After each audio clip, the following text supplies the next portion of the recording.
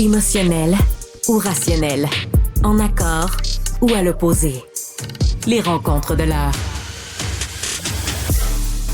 Nous sommes avec Emmanuel Latraverse et Nick Payne. Emmanuel, on a appris qu'il y a un député conservateur qui est allé aux États-Unis dans une réunion d'extrémistes religieux, puis qui a fait un discours anti-avortement. Et là, QS en chambre, C'est savoureux!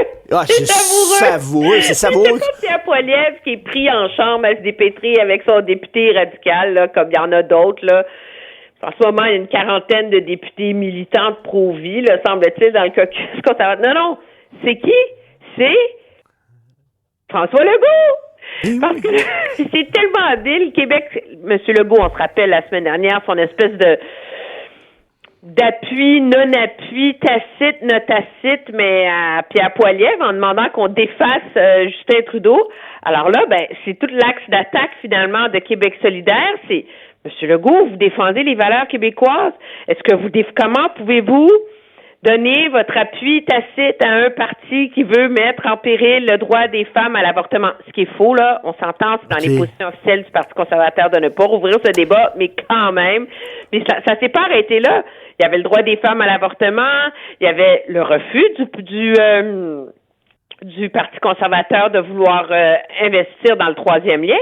Alors, M. Legault, êtes-vous prêt à mettre en péril la construction du tramway de Québec? Et là, M. Legault, qui était comme tout dépêtré là-dedans, c'était un moment, il y a des moments surréels en politique, là, où il n'y a plus rien qui est collé à la réalité.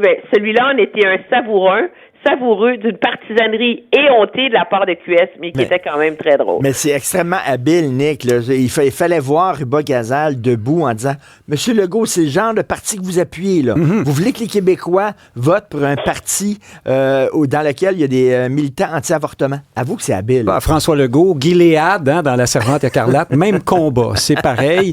C'est pareil, parce que Legault, jusqu'au bout de la chaîne, t'as Poilievre, puis plus loin, t'as son député qui est allé encore plus loin faire le discours, je sais pas où. Je sais pas si c'est habile, mais moi, je disais il y a quelques jours que le refus du Bloc d'appuyer les conservateurs dans la motion pour défaire les libéraux inscrivait le Bloc dans la nébuleuse de gauche qui s'oppose d'abord à la droite, bien avant la question, ou en tout cas peut-être autant que la question de la défense des intérêts, puis les gains, puis ci, puis ça pour le Québec. Là, voici que Québec solidaire se joint à la famille. Alors, on est vraiment non, mais Nick, ils l'ont quand même pas... C'était exactement l'argumentaire de Monsieur Legault, justement. C'était de reprocher à Québec solidaire de prioriser son idéologie gauchiste au détriment du nationalisme québécois dont lui se revendique pour tenir tête au gouvernement. La chance de QS, c'est que François Legault est pas mal usé puis plus tellement écouté. Non, mais Nick, ils l'ont pas inventé. Il y a quand même un député au sein de ce parti-là qui est un militant anti-avortement, tellement militant qu'il est allé aux États-Unis pour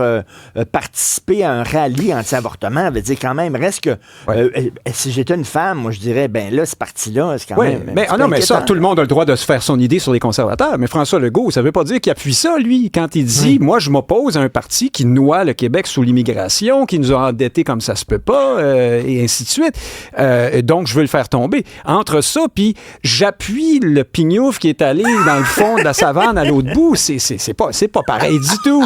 Mais Québec solidaire, évidemment, fallait s'attendre à ça, j'imagine. Puis c'est de bonne guerre aussi, ils ont bien le droit. Mais c'est pas très honnête, franchement. Écoute, Pablo Rodriguez, Emmanuel, était en entrevue chez Mario et coudon, il était plus couillard que couillard, comme disait Elsie Lefebvre.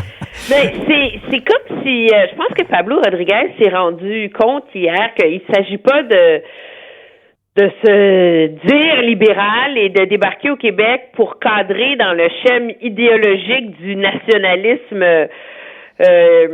traditionnel du parti libéral. Moi, je vais t'avouer, je suis tombée par terre quand la première question qu'on lui pose, c'est pourquoi vous voulez être chef du Parti libéral, puis qu'il dit parce qu'il faut que les anglophones se sentent québécois. Moi, ça me surprend pas.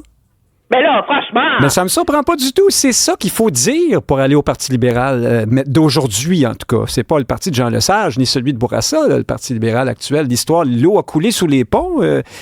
depuis ce temps-là. Puis au point où ils en sont, les libéraux, là, il faut mobiliser la base. Hein. Ils n'arrêtent pas de le dire, M. Rodriguez. Ben, c'est ça la base. C'est des gens qui pensent que le Québec est un goulag pour les anglophones. Non, mais comment tu peux espérer refaire des gains auprès d'un électorat francophone? Parce que le goulag anti-migrants, etc., je veux bien, là, mais la réalité, c'est que ça suffit pas à faire élire un gouvernement libéral. Fait que si ce gouvernement, tout le principe de cette course à la direction, c'est supposé trouver le chef qui va permettre de reconnecter avec la minorité francophone. Puis qu'est-ce qu'on apprend finalement, c'est que la priorité, c'est que les immigrants se sentent pas pointés du doigt, que les Québécois ne soient pas désignés comme racistes quand ils sont pas d'accord. Comment dire, c'est comme à l'envers. Et sur toute la question de la laïcité, lui, finalement, il dit, moi, je suis pas d'accord avec le principe d'utiliser la clause dérogatoire de manière préventive.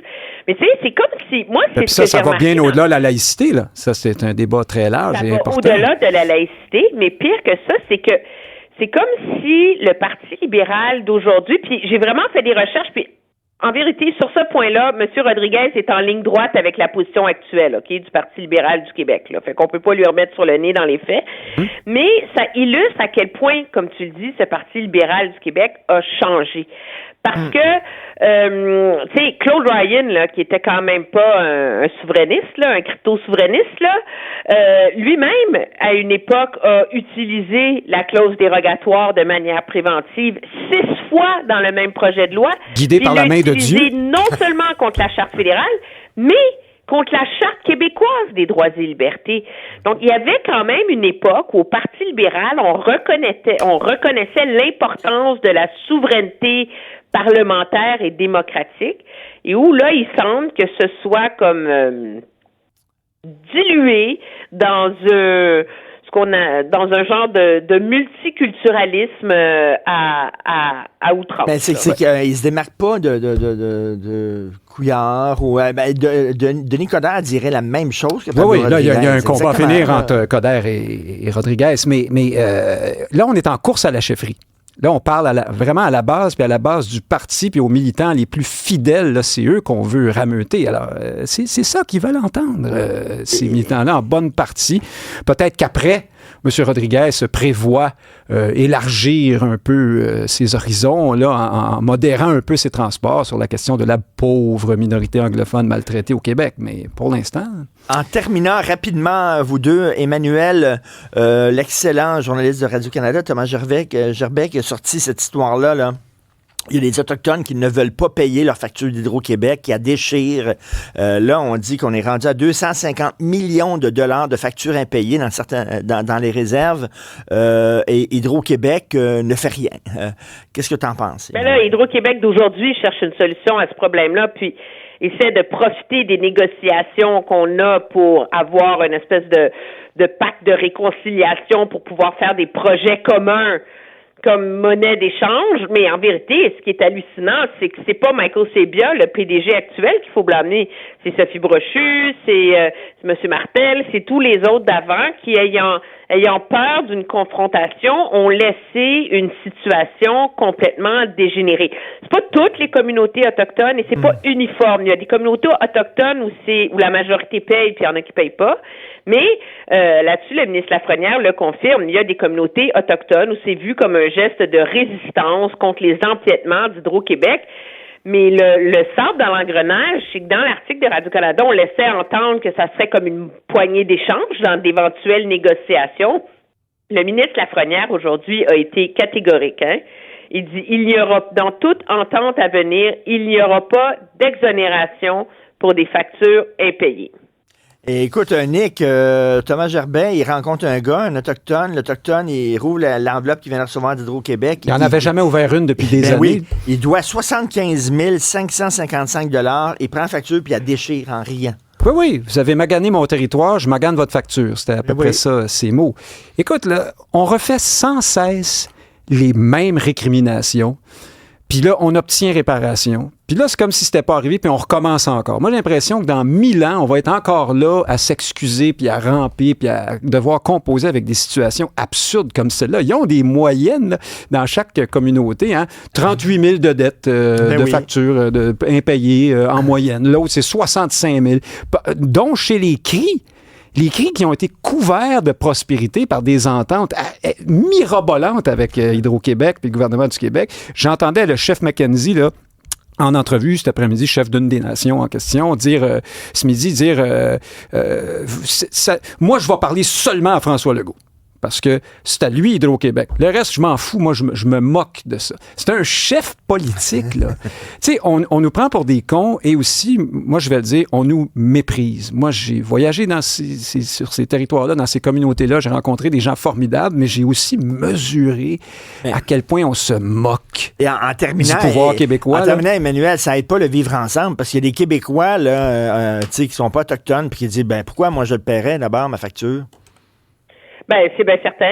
Toute personne qui a été inondée par le bris d'une digue peut arrêter de payer ses factures d'Hydro-Québec. Je veux dire, à un moment donné, si on tolère qu'une partie de la population se fasse justice soi-même sous prétexte qu'elle a des récriminations historiques passées, ça devient très difficile à naviguer. Puis je pense que, né comme il doit sur le bobo, ça devient d'autant plus difficile à avaler quand c'est des cris de l'abbé James, tu sais. Il y a quand même eu une entente assez importante, là, qui était justement supposée offrir compensation. À partir du moment où les leaders CRI l'ont signé, cette entente-là, c'est supposé engager tout le monde. Puis tu dois plus avoir les moyens, après ça, de trouver que toi, ton propre geste communautaire de résistance suffit, là. Penses-tu que si ça s'appelait... penses-tu qu'ils payent pas tu sais, qu'ils vont au magasin puis qu'ils payent pas, là, parce que ils partent avec les affaires puis ils payent pas parce que, dans le fond, les Blancs sont méchants, je sais pas quelle raison. Non, mais ça, c'est Hydro-Québec, c'est l'État québécois. On s'en fout. Oui. Merci beaucoup à vous deux. Merci, bonne journée. Au revoir. Salut.